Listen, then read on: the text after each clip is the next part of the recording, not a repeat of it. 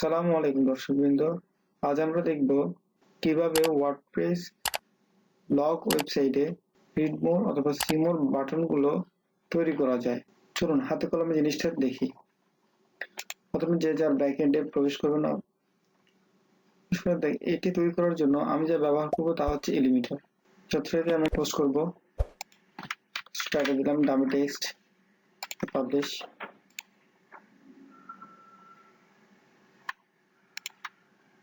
গেলাম, আমি টাইটেলটিকে হাইড করে দিব, হাইড করে দিলাম টাইটেলটি, ডামি টেক্সট নাম।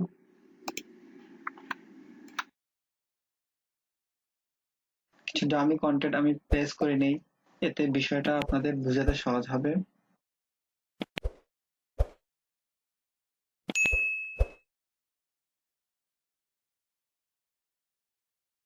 এই প্যারাগ্রাফটা অনেক বড় হয়ে যাচ্ছে, তো আপনি কি করবেন, এখানে সি মোর বাটনটা আনতে যাচ্ছেন।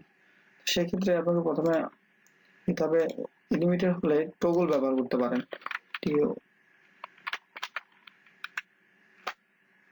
টগল টগল দিয়ে আনলাম, আমার একটা লাগবে, সো একটা রাখবো আর একটা কেটে দিব।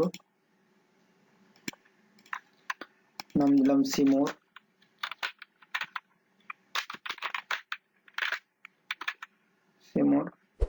এখন এই টেক্সট গুলো আমি এই টগলের মধ্যে নিয়ে যাব।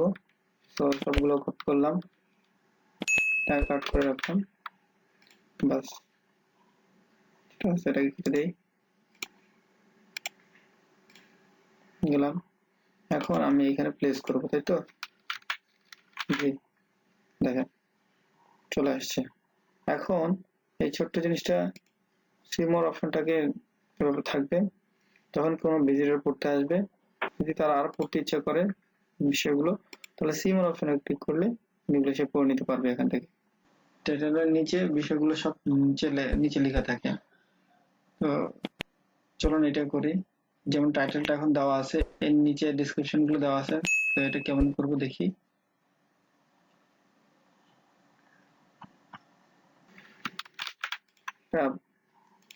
টগল,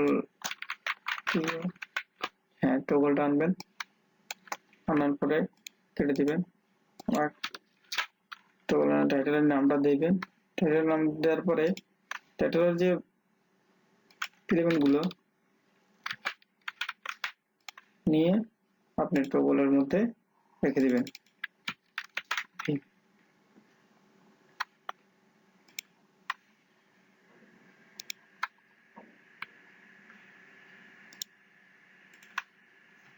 এখন এরকম থাকবে, এই যে টাইটেল শোটা আছে, এবার ক্লিক করলে টাইটেলের যে কন্টেন্টটা সেটা দেখাচ্ছে। কিন্তু একটা বিষয় খেয়াল করতে যায় না, এটা ছোট হয়ে গেছে। তো এটা ছোটোর জন্য আমি ব্যবহার করবো এখান থেকে আপনার কন্টেন্টে ক্লিক করলে টাইটেল HTML দেখবেন, এখানে আপনি ট্রে দিতে পারেন। আমার ট্রে হলে হবে, চারটা বড় দেই, তো H2 দিলাম, ওকে H2 বুঝলেন। এরপরে আপনি এখান থেকে আইকন গুলো মডিফাই করতে পারবেন। ক্লিক করলে আপনি কোন ধরনের আইকন ব্যবহার করতে চান দেখাবে, দেখে লিমিটার হলে আপনি আইকন গুলো পাবেন আর কি। আমি পড়া শেষে লেসের জন্য এটা ব্যবহার করব। ওকে, তো দেখেন এই যখন এমনি থাকবে, যখন কন্টেন্ট গুলো হাইড থাকবে তখন এরকম থাকবে।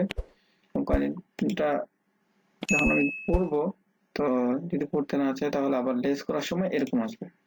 ওকে, পরে আপনি এখান থেকে বর্ডার, উইডথ, পেজ, টাইটেলের কন্টেন্ট গুলো এবং আইকন, অন্যান্য আইকন যেগুলো আছে সেগুলো কোথা থেকে, এই আইকনটা কি এখান থেকে দিবেন না সামনে থেকে দিবেন, পিছন থেকে দিবেন, এটা দিলে আপনার এদিকে চলে আসবে। আর এখানে আপনি যদি স্টার্ট রাখেন তাহলে স্টার্টের সামনে থাকবে। চলুন দেখি জিনিসটা দেখতে কেমন হলো। হ্যাঁ আসলাম, প্রথমে সি মোড থাকবে, সি মোড থেকে ক্লিক করলে বাস পরবর্তীতে নেক্সট কন্টেন্ট গুলো আসবে। ওকে, সি মোড ক্লিক করলাম, কন্টেন্ট গুলো আসলো, শেষ।